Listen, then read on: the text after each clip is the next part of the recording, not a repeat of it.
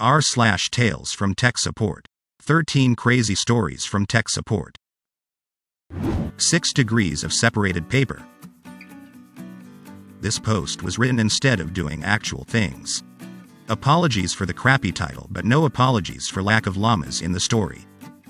Once upon a time, Toshiba made a very nice dot matrix printer called the P351. 24 pins of punchy tungsten points that enabled a huge variety of visual beauty on the printed page, but was mainly just used for underlining sometimes. There was a color-capable version too, the P351C, but as this was the era of CGA and EGA video, no one in the offices knew what colors were yet and proceeded to just wear out the black section of the ribbon. The P351 was the pride of any office it graced for producing correspondence. And it had accessories too. The favorite one was the automatic sheet feeder for loading A4 paper when a job was sent, and loading a second sheet for the second page. I won't overwhelm you with the technical detail of what occurs when a third page is sent for printing from the document. In these golden days of 1990 or 91, one particular P351 resplendent with ASF was matched with a fully functioning 286 with WordPerfect 5.1, which for you youngsters out there was a word processor. Not one of these newfangled desktop publishing rigs with WYSIWIG functions, but, rather, a column on the left that showed how many lines of text would be sent to the printer. 66 lines of text on your screen lined up with 66 lines of printed text on the paper. Line 67 would be the top line of the second page. Now we get to the tech support part. On this occasion, the customer reported the fault that a single-page document would, on occasion, print the last line of a page, e.g. line 66, as a single line at the top of a second page. I won't bore you with how long it took to see the fault, let alone how long it took to test. Suffice to say it was a painful process. And it didn't happen if you just created your own document with 1 to 66 listed down the page. Oh no, it had to be an actual letter full of words, line spaces and carriage returns slowly and noisily delivered to the A4 sheet of paper. You are probably thinking, well, it's obviously the automatic sheet feeder, and so did I until the replacement ASF did the same thing. Probably paper dust on the sensors, you counter. There was not a speck in that device when I finished servicing and cleaning it. Even used the multimeter on the paper out switch to make sure it was seeing open, close reliably. Guess what? It was. The paper out switch was mounted in a way so that a length of thin steel poked through a window and was pushed by the paper surface when present to close the switch via a lever action. Well, that lever is bent. You say, to which I say it wasn't, and also ask you stop interrupting. Ideally, the lever, thin pokey steel piece, meets the surface of the paper perpendicular. There is only one screw mount, so it's possible for the whole switch to pivot on the screw and be at something other than a right angle. But it pokes through a window, so the angle is restricted by the presence of the edge of the hole. By being on an angle, even a slight one changes the distance ever so slightly of the end of the lever, so the lower edge of the paper is being detected fractionally before it would if the lever was perpendicular. Adjust the switch so it's straight. Next story, you rudely interject. That's half of the story. Keep reading this one. This customer had just received 150 reams of letterhead paper from a cheaper overseas supplier. A4 paper is 297 millimeters tall, or 11 3/4. This new paper was both inconsistently milled, cut for the length, but also had tiny variations in the edge too, so it was not perfectly straight. The printer was in spec, but the paper was not. The extra page with a single line of text did still happen, but not as often as it did before the switch was aligned. And Loctite was required to make sure it didn't move. But the issue remained as long as they continued using that paper. Word to the unwise. I'm old enough that when I was in school, the term "it" didn't really exist. DOS did exist, but Windows was barely windowed. Most places ran their stuff on mainframes, and having a PC at home was uncommon. Still, no matter what my actual job title was at a given place of employment, I always fell into the role of speaker to tech. For a few years in the mid-90s, I worked as a translator of nonfiction, mostly manuals of every product under the sun. One of my clients was the Chamber of Commerce. They helped smaller companies get access to foreign markets, so they had a list of translators they'd send documents to for translation. I got a small job at first so they could see how I did.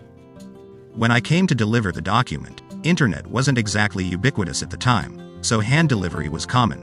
I chatted a while with my contact there, and mentioned my habit of fixing people's computers.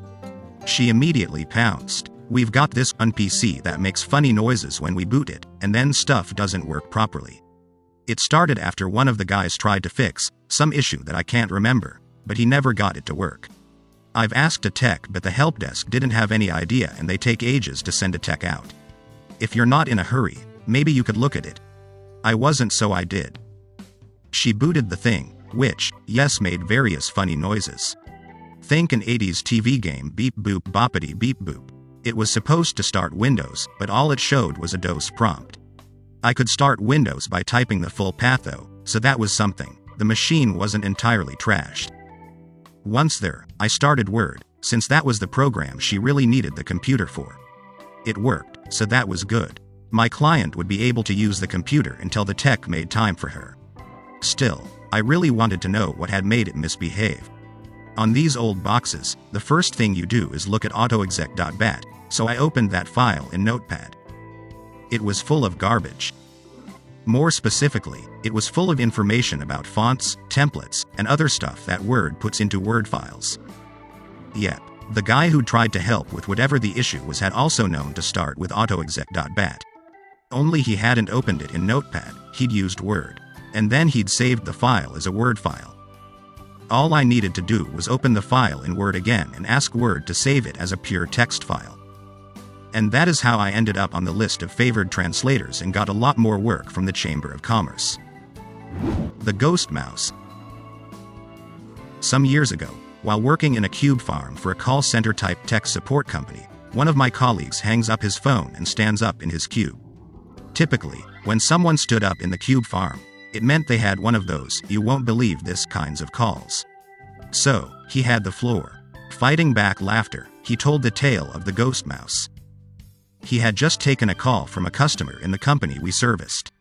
The customer noted that he believed that there was a virus of some type on his computer, and it was affecting his mouse. The mouse would, from time to time, at seemingly random times, make a move on its own and click on something on the guy's desktop, or even click and hit "sleep" on the start menu, causing the guy's computer to shut itself down. When it wasn't doing that, the pointer would just randomly twitch. Really weird behavior. The tech went through the usual procedure, with the client noting that this had been happening off and on for the past year or so, and had only recently gotten worse. At first, the client thought their mouse was bad, and got it replaced with another wired mouse. This fixed the issue for a few months, before it started cropping up again. So the customer asked for another mouse. The local team checked it out, and found it worked fine on their test computer, and the problem didn't replicate itself while the local team was on site, so they just chalked it up to a user error. So, the customer just suffered with it. At first, it wasn't happening often enough to be a problem, so he just lived with the issue. That was up to a few weeks prior. Now things had escalated, and the computer was being shut off by the mouse. Naturally, IT wasn't happy he'd let things go this long, but far as anyone could tell, it wasn't malicious. Just annoying. So the customer called the local team, and the local team conferenced in the outside support, my colleague, to help troubleshoot things and figure out what the heck was going on. It was during his wall to box, start at the wall and work your way out, we all know this tactic, inspection, that the answer was found. While checking the back of the tower, plugged into one of the USB slots, there was a tiny USB dongle. The kind you use with a wireless mouse. Unplugging that dongle stopped the problem. Where the dongle had come from was actually answered by the customer. The desk hadn't originally been his. In fact, the person that had originally sat at that desk had moved up to another floor, leaving the desk empty. When they moved, they must have forgotten their dongle, and were just using their mouse with a replacement dongle. Originally, the company had occupied something like 5 floors, so at the start this old user was just far enough away so that every so often the stars would align, and for a moment the Bluetooth would connect to the old dongle, and make the first customer's mouse move. The old customer would only see this as a lag, and didn't think much of it. It was only after the company had consolidated down to 2 floors, that the problem got worse. Now, the 2 customers were only a few cubicles apart, and 1 floor in difference. This was enough that the mouse was getting confused and sometimes would link up with the old dongle, and sometimes link up with the replacement. When the local team talked to the guy with the replacement dongle, he stated that he just filed a ticket because his mouse wasn't always responding. Cleared up 2 service calls with that one. We would often laugh about this story, imagining the frustration on both parties' parts, while also seriously questioning why, in the whole time the guy had been having this problem, no one on the local side ever bothered to check the back of the computer. I did nothing, it just stopped working. I am sorry, English is not my first language. A few years ago, there was a time I had faith in my customers. This is the story how I lost it. We are heaving the following situation. I was installing a new VoIP IPBX software with new telephones for a customer. It was my first IPBX at the time, and I have read a lot of manuals etc. before installing it. None of them prepared me for the actual installation, but this is another story. After finishing it, I got on vacation for 3 weeks and was in a good mood on a Monday morning when I received a call. An employee of this company was on the line and she told me that her telephone is not working. I did nothing, it just stopped working. I tried fixing it remotely because this customer is 1 hour of driving away. But I can't.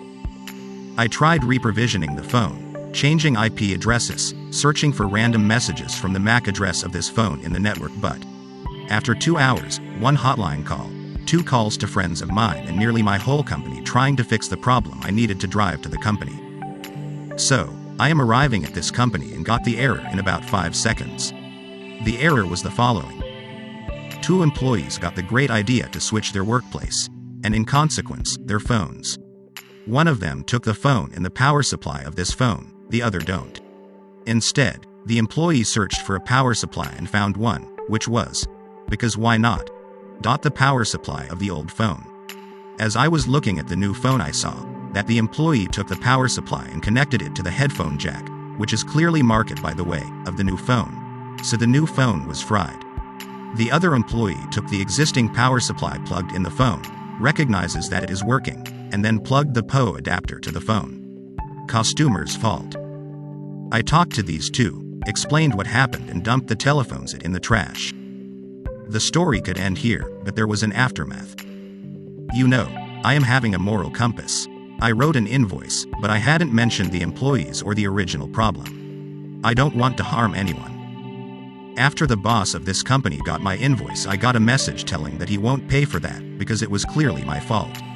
Apparently, he spoke with the 2 employees and they told him that it was my fault and the telephones weren't working in the first place. A few messages with my boss and a group call with the customer later, my boss decided that I won't work for this customer in the future. A week ago, I got a mail from the customer. He apologized for the event and told me that everything else is working. Dead Powerbook and the nervous professor. Sometimes in tech support you can look like a hero without really doing anything difficult. Years ago, when I worked at a university, we had a lot of professors get excited about Apple Powerbooks. They liked the look, the metal case, the Unix Y feel of OS X, it was so cool. And we bought a bunch of them. And as super smart users tend to do, they didn't think much about backups. We had no kind of enterprise network solution. We told them to buy an external disk and use Time Machine. Or RSYNC from the laptop to our fancy file server. I investigated retrospect, but no one wanted to pay for it. And then one day Professor C came hustling into my office with an old Powerbook. Circa. This laptop is dead and it has some important files on it. Can you help? Me. Maybe. What's wrong? C. The screen never comes on. I don't know it's powering up. I tried a different power adapter, but the screen is still blank. Me. Did you try an external monitor? Circa. Oh, no, I didn't think of that. For some context, C was a computer guy, but he was more in theory end of things. He could probably do his job with a pencil and notebook. So, I hook up a monitor, nothing. Power LED is on, so it seems to be not totally dead. Connect an external keyboard and mouse just to see if that makes any difference. Me. I think you're right, it's dead, Jim. Do you have any backups? C looks kind of nervous. Like there's something he doesn't want to tell me, but figures he's going to have to. Circa. Actually, this my old laptop. My wife's been using it for her business and it's got all her important files on it. And she doesn't have any backups. Okay, So this is interesting. It's certainly not proper for me to use my time to recover his wife's files. But C is a nice guy and I can see he's sweating bullets. I sure would not want to tell my wife her business files are gone. I'm about to tell him he'll have to take it to a repair place to get the drive pulled out. Maybe the data can be recovered from there. But then I have another thought. Me. Do you have your current laptop with you? C. Yes. Pulls a newer Powerbook out of his backpack. I grab a FireWire cable and connect the two laptops. I explain to C about target mode for Apple computers. I boot up the broken laptop in target mode and his good laptop sees it. Me. You can copy files to your laptop from the bad one. And get your wife to buy an external drive to make backups on. To myself I'm thinking, and get her buy a reliable computer for her business. For crying out loud, using this old POS was just asking for trouble. C was super grateful. He thanked me over and over again. He couldn't believe I had this secret way to access his dead laptop. It was pretty silly. I just used a utility that the Apple guys had included. It's not like I invented anything. The strangest thing was I had another professor in a different department have the exact same situation come up a week later. He was another super cool guy and he was just in next building over. So I just strolled across with my FireWire cable and got to be a hero all over again. Almost fits. The story of "But It Fits" reminded me of when I experienced. Many moons ago I worked copy, print and we had a large format color printer. A big HP inkjet that could print on 36 inches wide rolls of paper. This printer took 4 ink cartridges, CMYK, and it had 2 different ink systems. One for regular ink, great for printing on paper, and UV ink, great for banners and such that'd be exposed to the sun. The ink cartridges were big, about 10 inches long, 1.5 wide and 5 inches tall. On the back of each cartridge was 2 metal and rubber ports where they would plug into the feed lines to the print heads. Most importantly, they were keyed at the bottom. Each color and type had a different plastic notch. To swap ink systems, you had to open the back of the machine up, flip some latches, and the entire ink system from cartridge slots to print head holder came out. You can see where this is going already. While I was on vacation, 2 of the guys I worked with decided to swap out one ink set for another. I can't recall why. It's well over a decade ago. When the cartridges didn't fit, they forced them in. This of course meant the 2 ports didn't line up properly. Plastic was snapped and the machine apparently leaked a good amount of ink out of it. So the help desk was engaged. It's determined that the part is broken and a new one will be sent out at the location's cost. Everything is agreed upon by management. This all happens before I return from vacation. Here's where it becomes my tech support issue. I get back. I'm told why the machine is broken and what is being done to repair it. So I keep an eye on things, waiting for the tech to show up or for the machine to be fixed when I come in one day. A few weeks go by. Each week I contact our help desk, who looks up our ticket, sees that they've contacted HP and says they'll follow up. Now my manager is getting upset because we're turning away work or sending it out to another location, so we're losing a cut of the money. I call the help desk again and get the "we'll follow up" answer again. I relay the info to the manager, who then emails the district manager. The DM had been in the loop since week 2, and the regional manager. The next day I get a call from HP. They apologize for the delay. Something went wrong on their end and they lost the order or something like that. As they've now blown past the SLA for the repair, they're sending a tech out tonight. The tech is going to go to the airport to pick up a replacement part and drive to our location to install it. I can't remember what the SLA was, but I know our service was weekdays, normal business hours. I believe to make up for the error, they also dropped the charges for the repair and replacement parts. Sure enough, about an hour later, I get a call from a tech verifying that we'd be around to let him in. I let him know we're a 24/7 business, someone will be here for him. He showed up around 7 p.m. with the box for the replacement ink system and some parts. He had come up from Orange County. We were in Los Angeles, and he proceeded to take our machine apart, clean up the mess inside, replace the broken parts and install the new ink system. Big Boss and the almost new laptop. I had an earlier post about Big Boss and email. I have a few stories about this person. Not all are strictly technical, so I'm not sure if they fall within the thread moderator rules. This one is, I'm pretty sure. At this point, Big Boss had rotated out of the department chairperson role, but was still on the faculty and recognized as a high-maintenance user. He would rarely submit tickets. He'd either email me directly, call me, or show up in my office wanting help now. This time, he emailed. Basically, he said his laptop was running slow and he was worried something was wrong with it. Could I come by and look? We didn't actually care about ticket metrics at this point. A lot of requests were generated in a similar way. It was mostly okay. I replied that I'd be happy to look. When would a good time be?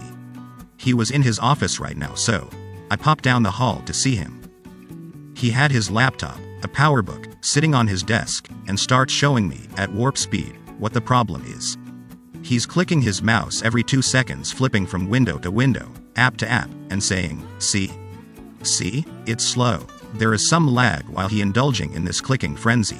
The screen is refreshing so fast I can't follow what he's doing. I take a deep breath. Can I try a few things? He lets go of the mouse and I start slowly clicking through all the things he has open. There's a ton. Several browser windows, Office, text window, PDF viewer, and then I hit something I've never seen before. It's a window with a bunch of graphs that seems to be constantly refreshing, like it's streaming. What's this? It's a program that shows him real-time stock pricing info. He uses it for day trading. I start looking at the resources being used using the regular old system monitor stuff from Apple. The machine has the minimal memory offered and he's using it all. I'm guessing there's some swapping going on as he feverishly clicks around. Plus this streaming is a memory hog according to the monitor. When did this slowness start? Last week. By chance is that when he installed the streaming price thing? No. Wait. Yes. Maybe? I explain he probably needs to upgrade memory, but it may be easier to just get a new laptop. I know for a fact that he has lots of funding from various grants, but he is also very cheap. He says the laptop isn't that old. He shouldn't have to replace it. How old is it? A year, maybe 2. I'm looking at it and thinking no way. I click on the About This Mac tab. It's over 4 years old. He doesn't believe it. I'm telling him I could look it up the property database and find out when it was purchased, but that's beside the point. Doesn't he want a faster machine? We should order one with the memory maxed out. Yes, I'll be happy to get him a quote. I get him a quote and we go back and forth about much it costs. We buy a lot of Apple stuff, they should give us a better price. They already do, it called education pricing, and no, our department is way too small of a customer to get better pricing. He's kind of sulky but finally agrees to what I've proposed. For context, most users would send me a completed config for a laptop and I would just get it ordered. Anyway, I got his new laptop and install all the stuff he wanted, bunch of stuff from MacPorts, and migrated his various files. Yes, most users could do this themselves. And he had to install his magic stock pricing thing since was clearly not related to university business. At the end of day it was kind of frustrating since the original problem was caused by his incidental use, and all the angst about buying a new laptop when he had plenty of money to buy one and he used it a zillion hours a day. But I realized that if the university wanted to pay me to listen to folks whine about how expensive computers are, that's okay. It was clear my time was considered free. A call floor of criminals. Hey everyone. You might have read my prior stories about my work in tech support, administration of payment processing systems for the petrol industry. The screams from the server closet. And that's how you invalidate your service agreement.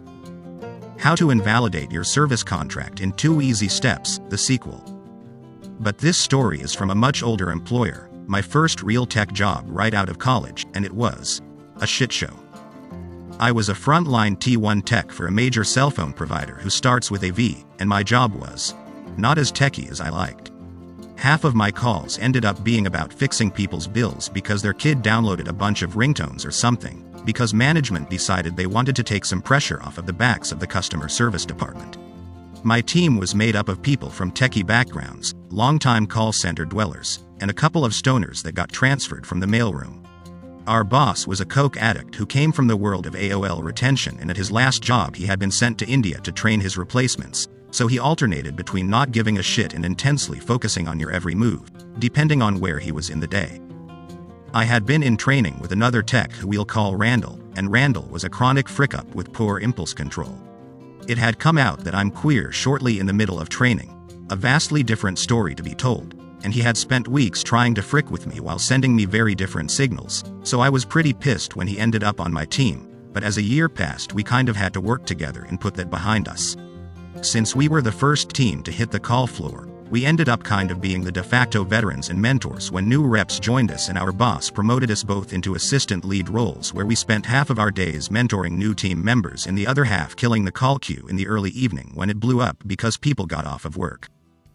That's when Randall got too big for his britches. He had always been a low-key shit stain on the department, and was involved in things like spreading rumors, blatantly hitting on new hires, and general shittery. Our story really starts with the fact that something that I always hated at that job was that we couldn't lock our computers. IT had disallowed it for some reason. So it started that when I went for lunch, I'd come back, almost every day, and find my own personal account open on my PC, and Randall sneering or smirking at me. I sent my boss an email every damn time that it happened, because even opening your own account was a fireable offense, and every few months someone would get walked out for doing it, because our department just wasn't the brightest. And then I got sick. Some bug caught me unaware and I left early one day without logging out, because I was super feverish and ended up in bed for 6 days straight. I had the sick time, and doctor's notes, so it wasn't a big deal upon my return except that my desk was freaking empty. Someone had completely stolen everything from my pen holder and desk set to my mouse and keyboard. My computer's network cable was cut, not unplugged, cut. Nobody would tell me anything, and the vibe on the call floor was like completely different and toxic. And that, my first day back from being sick, was when the company internal fraud compliance auditors showed up. I watched dozens of people get marched off of the call floor into the conference room they had set up in, while their manager would box up their belongings and get walked out. I asked my boss what was going on, and he was like, bunch of people have been paying their own bills with self-given credits, no biggie. Call queues will suck for a bit until we can hire new people though. I just kept working on finding my belongings and getting my PC operational again. I was back up by the time they came for me, but none of my belongings could be found. I ended up, naturally, joining the auditors with my boss. They had a printout of all of the fingerprints of me touching my own account, and apparently I had noted down decided to log in and view my balance Jack Halfeed last name on the day I got sick, like an hour after I had left. They started asking me questions like, "Do you know what you were doing?" I turned to my boss and asked him to print out my shift schedule for the last 3 months, my clock ins and outs, and every email I had sent him, because the only emails I ever sent him were about the exact shit I was in the room for. The auditors were looking at me like I was crazy, but waited. My boss dipped out and then came back about 20 minutes later with all of the printouts, and I handed it to them, and was like, "Here. These prove I wasn't in the building for any of the times my account was touched by me. If you want someone, talk to Randall." My boss pipes up, "He's next." I go back to my desk with a tenuous, "We'll get back to you," from the auditors, and Randall goes into the room, and I can't help but grin savagely as my boss headed to his desk with a cardboard box. In the end, I was saved from termination for fraud, but my job was never the same. I was suspended for 2 weeks without pay while they investigated my work, and eventually returned to work, but we were down some 18 employees and our team was absorbed into another, and our boss dipped to a new position at our office across town. Within 4 months the department was moved offshore, and I ended up shuffled into a project that served only a single county and never got any calls coming in, and eventually got fired for attendance because I didn't like going into a job without any job to do. I ran into Randall about 2 years ago, and he was a sales clerk at the video game counter at a local used bookstore, and he immediately greeted me like an old friend and asked me if he could score some Ritalin from me. Some freaking people, right? "Can you fix the Excel sheet?"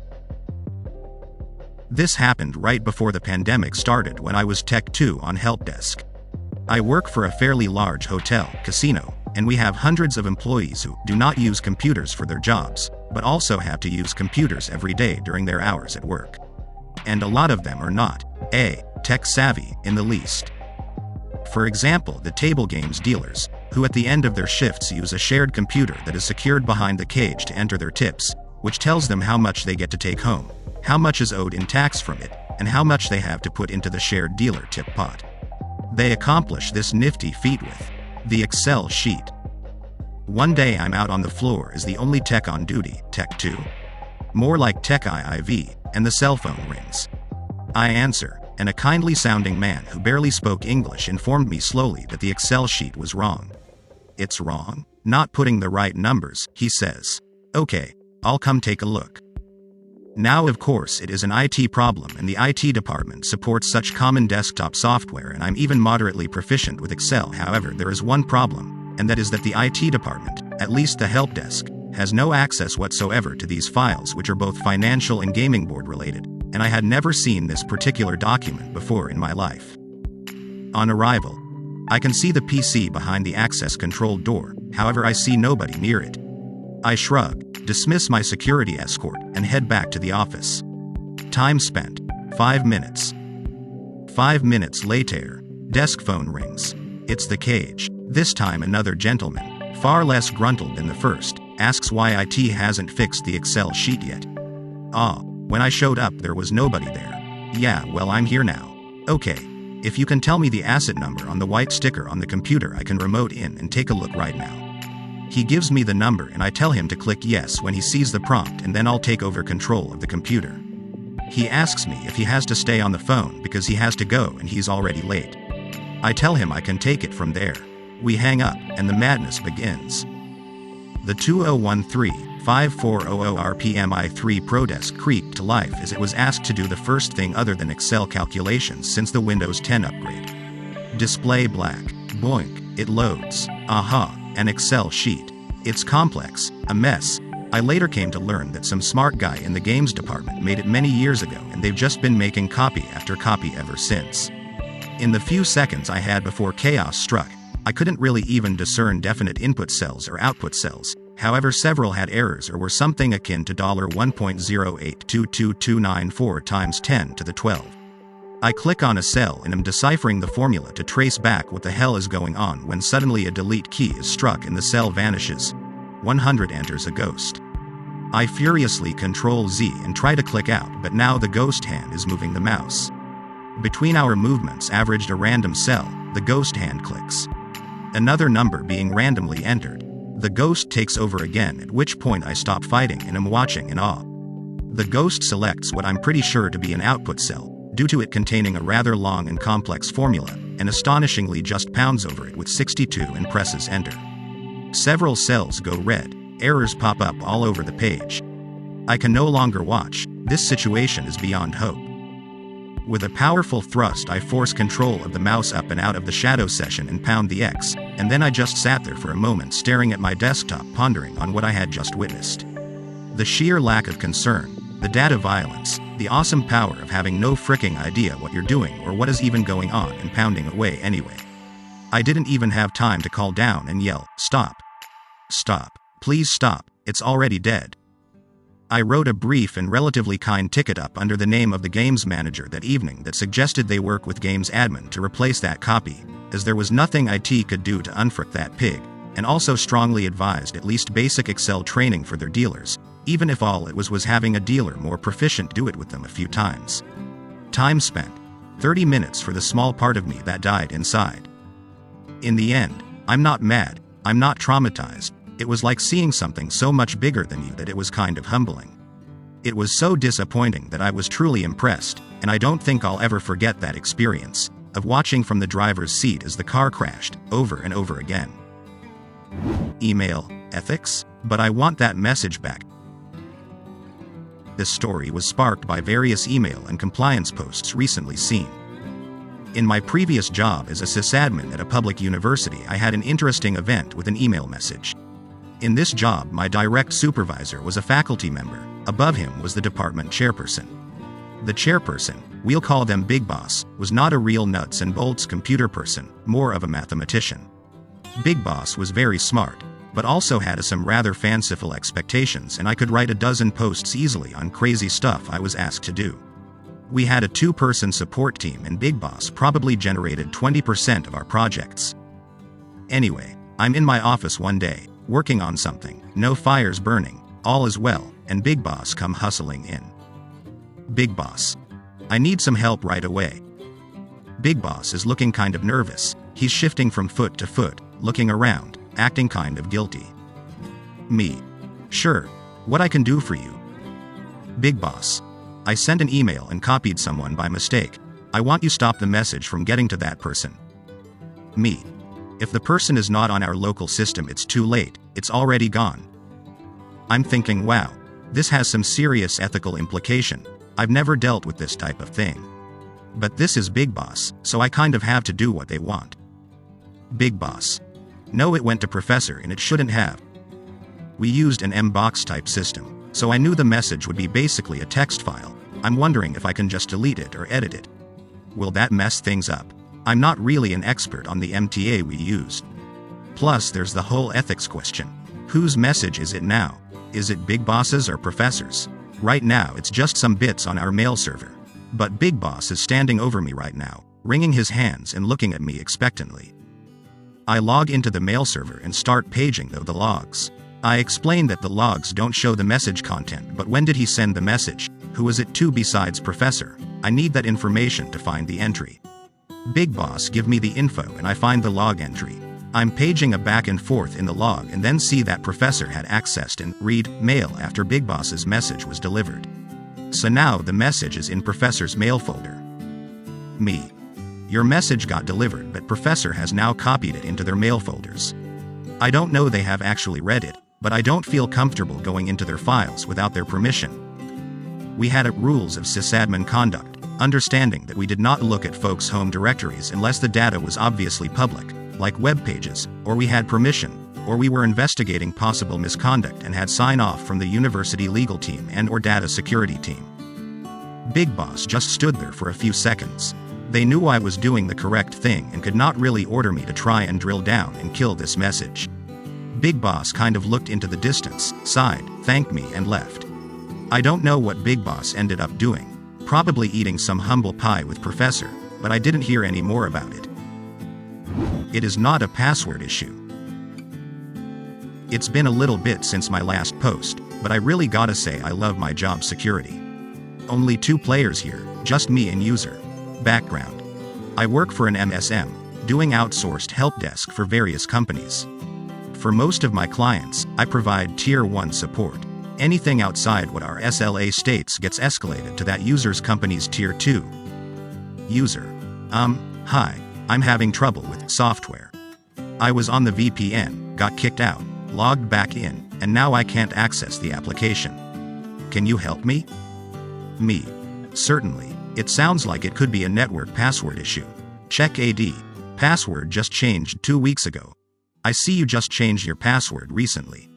Did you happen to use winter, spring, summer, fall, autumn, password, or welcome in your password? User. I used fall, but it let me back into the system, so software should still be letting me in. I need you to get me into software. Me. I understand, however, fall is a blacklisted password, goes into spiel about why it's blacklisted, top 7 words in English according to Google and Microsoft, yada yada yada. Usually around the 2 to 3 week mark, the server does an assessment of sorts, and when it catches a blacklisted password, it starts kicking you out of the VPN and any other network app. It will. User. But I'm still in the network. Just please, get me back into software. Me. Okay, but without a password reset, I'll have to escalate you to Tier 2 so they can poke around and see what else might be happening. However, since you were booted from the VPN, that tells me it's a password issue. User. It is not a password issue. Repeat this password 3 more times, with her refusing to change her password because she's currently in the network, and also refusing to be escalated. Me. Okay, so let me put it this way. Today, you get booted from the network, but it lets you back in temporarily. Without a password change, you're going to have your account locked by the server on a weekly basis for the next few weeks. After that time, the server will not permit you access to the network. User. Fine. Doubtful tone of voice, but lets me know she's just humoring me. Let's go ahead and change my password. But I'm telling you it's not going to work. I guide her through changing the password. She tries to log in to that software immediately without waiting for my instructions to sync her machine to the network. User. See, I told you. Me. Ignoring her interruption. Okay, so the password is changed. Now you need to lock your computer, then unlock it using your new password. Software should let you in after that. User grumbles, fine. I'll try it one more t. Hey, it worked. I'm in. Thanks. Bye. Click. Conversation 24 minutes long. I kid you not, 20 minutes later, her husband calls in with a very similar issue. He also had recently changed his network password and was only locked out of his account. I explained the issue. He was totally cool about changing his password, and he had no issue logging in after that. Total time with him, 5 minutes. Karen has a critical printer issue but won't let me fix it. Been lurking a while but never posted. Hope y'all enjoy. TLDR. I can't stand Karens and printers. Karen, at work, has a critical report she needs to print but ghosts me for over a week when I try to fix it, then proceeds to get mad when it isn't fixed. I have this Karen at work who I typically hear from once a week about an issue that is critical in her mind but then won't let me fix it or will ghost me when I try to reach out. Most recently, she called complaining her printer was printing out gibberish and needed it fixed ASAP since she has to print out, insert critical report here, every morning. Karen. My printer is broken and needs fixed ASAP because I have this, insert critical report here. I need to print every morning. Me. Hi Karen, what exactly is the printer doing? Karen. It's just printing out a bunch of gibberish and symbols when I need it to print this, insert critical report here. Me. Alright, have you tried restarting the printer and possibly restarting the computer? Karen. Yes, I've already done that and don't have time to do it again. I'm very busy and I need this report ASAP. Me. Alright, well it's very possible we'll need to reinstall the driver for the printer. It sounds like it's corrupted. Karen. I don't have time for you to do that right now because I'm very busy. We end the call. So I decide to email her because I'm a nice guy and ask her to let me know when she goes to lunch so I can walk down there and reinstall the printer driver and not be in her way, because she's so busy all the time. I also found out she had an older printer driver that had a known issue, so felt pretty confident in this fix. Well, she never even responds to me. A week goes by and I decide to close the ticket unresolved since it doesn't seem to be an issue for her. After all, she has to print, insert critical report here, every morning. Literally as soon as I close it she emails me and is complaining about the printer because she hasn't been able to print, insert critical report here, in over a week and wants to know what the hell IT is doing. So I tell her once again I need to reinstall the driver for the printer and she needs to let me know when I can do it and that I've tried explaining this already. She responds telling me she can make time in her busy day right now. Turns out she's going on vacation tomorrow and is the only reason she has time for me now. I reinstall the printer driver and all is good. Not a thank you from Karen, but I truly don't give a shit. Hell, I'm just glad she's out all next week. By the way, I work for a small company in a small town. I don't live here though, where everyone knows everyone and most of these people have been working here for years. I'm only a few months in. Basically getting help desk experience and certs, then probably going to peace out. Why can't I do this? Because I said so. So I work in the medical IT industry for fairly sized hospital. For the most part, one actually really like my job except for the handful of troublemaker users that pop up time to time. But today I had a problem that came in that was particularly juicy. Now let's call the user Edgar. Edgar is a generally nice person to talk to and a fairly smart person at that. The only problem is Edgar thinks their knowledge professionally extends into fields they don't know much about. For example, they will argue with me about how certain things like sending patient info via scanned documents through software is literal faxing. So I get a ticket from Edgar stating that they want their screen to not time out as quick as it currently does and have the fix applied to all of the PCs in their department. Well, even I could make some snips and changes in the registry to make this happen. It would get wiped out by the group policy in place within at least 24 hours, and on top of that, not only is the amount of time requested that the timeout occurs well beyond those that could be susceptible to creating a security risk, it also can and could potentially violate HIPAA. Now, as a little preface to this issue, I would like to add I have been asked to do this before for several people and have explained this without issue. Edgar, on the other hand, is different, because I simply mentioned the fact that it could be done via registry edits. They were insistent that it needed to be done. Despite the fact it violates security protocol and violates the HIPAA agreement. I tell Edgar that I am simply not comfortable with performing this fix for this issue, as the repercussions for doing this can result in termination for myself. Edgar doesn't care. Edgar wants the timeout to be longer because it takes too long to log in and is affecting patient care. Now Edgar doesn't work in the OR or the emergency room. I have no justification for the support group that sets group policy in place to make this a reality for them. Edgar still insists. I explain to them, I am not comfortable with doing this and I have been asked to do this before and have declined.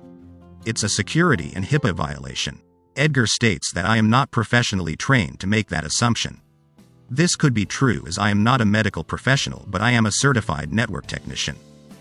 I then have to explain why this creates such a massive security risk to Edgar.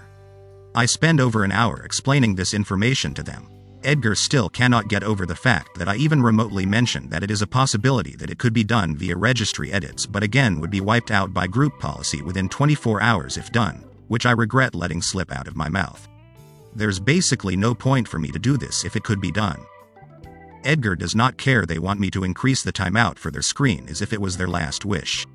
Now, like I said earlier, I am not a medical professional, but I do know that patients can be frustrating to deal with, and sometimes there is a sense of urgency when collecting patient information. I am certified network technician and proceed to pull out my Network Plus and Security Plus CompTIA certificates out of my wallet and slide them across the table to show them proof of qualifications. Sadly, I've had to do this a number of times with different users. I explain to them what the certificates mean and that if they do not feel that I am qualified to perform the task they have asked, I will gladly reassign the ticket to someone they do feel is qualified. Edgar immediately backpedals and says that they are sorry, let's start over. At this point, the damage had already been done. I'm done talking by now and begin to pack up my equipment into my bag and repeat, if you do not feel that I am qualified to troubleshoot this issue, I will gladly have your ticket reassigned to someone that you feel is. Edgar then exclaims, why can't you increase the timeout? I then reply with, because I said so.